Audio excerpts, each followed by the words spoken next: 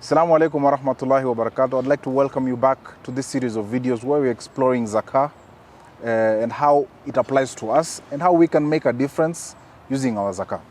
Now, I'd like to welcome Sheikh Hassan again. And today, Sheikh, I want us to discuss something a bit more complicated, but also very simple. Very common. And very common. Thank you for that. That's also a good way to describe it. Zakat on business. Alhamdulillah, we are seeing a lot of Muslims engaging in business. Yes. Everywhere you go, utapata Bismillah, butchery, Tawakul wholesale. We are an ummah that is engaging in business, alhamdulillah. MashaAllah. Now, am I supposed to pay zakah on my business? Yes, business is one of the wealth that is zakatable. So you have to pay zakah on that.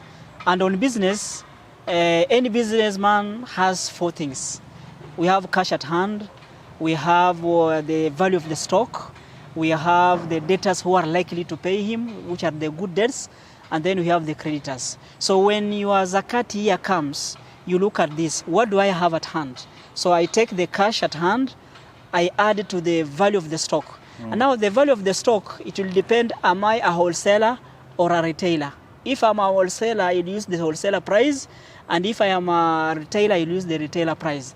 Then I add the debts that I'm likely to be paid, and then I subtract the creditors. So the balance is, I look again, what I've got as the balance, has it reached the nisab or more? And as a year passed over it, if it is that it has met the two conditions, you are eligible to pay zakah. Now, mashallah. So if I understand correctly, I am a businessman. I have a wholesale, for example. Yes. And I sell goods at a wholesale price. Yes. Now, when it comes time for me to pay zakah, let's say I started my business on the 10th of Ramadan last year. And now the 10th of Ramadan this year has come. Yes. It is now time for me to calculate my zakah. Yes. What I take into consideration is one, total cash at hand. Yes. Two, the market price of my values, of my goods, stock. of my stock.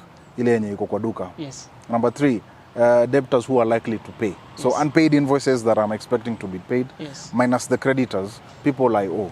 Yes. And if the nisab of this calculation is above the nisab, 65,000, then I'm supposed to pay zakah on that amount. Yes. So it is total cash plus total stock, value of stock, plus good debts, minus my creditors. Yes. And if that amount is above 65,000 today, then I am supposed to pay zakah. Yes. Naam. I think that has been very clear. This is something that majority of the Muslims in Nairobi are engaged in business. We see it all over the streets as we are walking in Nairobi. And I feel like it is important that we are all aware that we are obliged to pay zakah. And if you have any questions at all, we offer free zakah calculation for businesses. We will help you calculate from the first stock you bought up to this day. And if you have never paid zakah, then it is very important for you to reach us so that we can assist you in fulfilling this third obligation of Islam. Until next time, this has been the Zakah Podcast.